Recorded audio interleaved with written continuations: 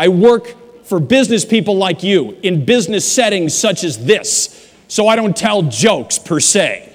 I initiate a project action plan by leveraging my core competencies, which enables me to tell best-in-class, well-positioned, out-of-the-box jokes, which forms a synergistic alliance, creates a paradigm shift, and at the end of the day enables me to humorously empower the entire enterprise. That is what I do. Yeah. I'm a guy who makes people laugh about business, specifically your business. At a corporate event, I think people want to be motivated, inspired, and entertained. Humor provides all of that. I started out the year, I did a show for Microsoft, and it went so well that they gave me an Xbox 360, okay? Then I did a show for Apple, that went so well that they gave me one of their iTouches. Now, I'm not gonna jump to conclusions with this company, but I did tell my kids if Daddy does really well in Orlando, he could come home with a year's supply of Jasmine, Sumatra, and El Salvador coffees. Hopefully you all got a chance to network. That's what you've been doing. That's the big buzzword at these conventions now. Everything's networking. It's always the networking luncheon followed by the networking reception and the networking dinner. I mean, do we have to network all the time, people? I mean, at a 3-day conference like this, don't you think we should have at least one don't bother me breakfast? You know, I mean, I think today'd be a good day for that. I've got over 1,000 corporate shows under my belt. And I've always known that you can make people laugh without profanity, offensive material, or making anyone feel uncomfortable.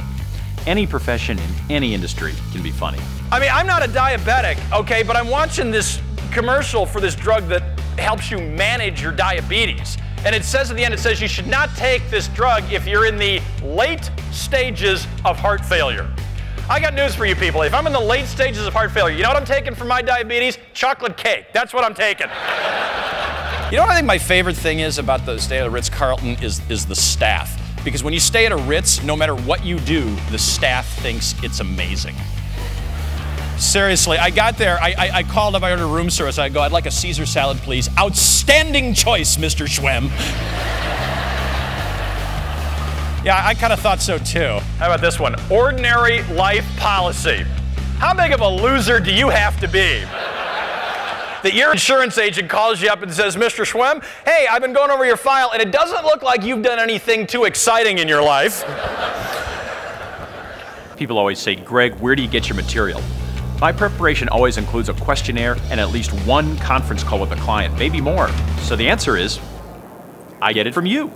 Dale Trow is nice enough to give me this book here. I don't know if you've seen this. This is the Public Storage Story Behind the Orange Door. It's a great book. Now, this book costs $25, but if you don't want to spend that much, I can tell you there's going to be a really cheap copy on eBay in about 45 minutes. But can I give you a tip?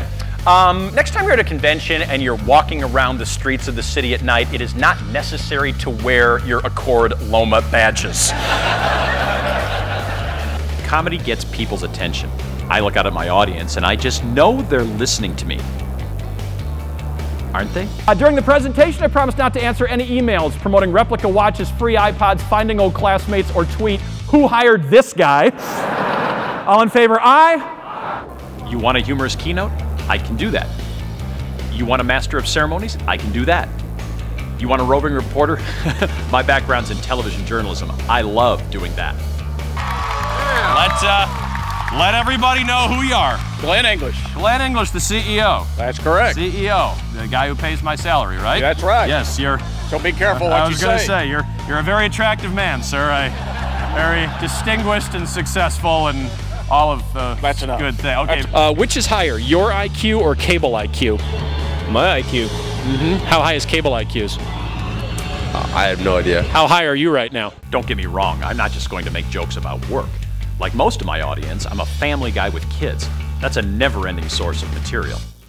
I'm waiting for my daughter last Saturday night in the living room. She comes home, I go, you're late. She goes, I am not. I said, yeah, you are. She goes, Dad, I texted you. BBB 10, be back by 10. I go, I got that. Didn't you get my text? HYBHTHBT? Have your butt home 2 hours before that.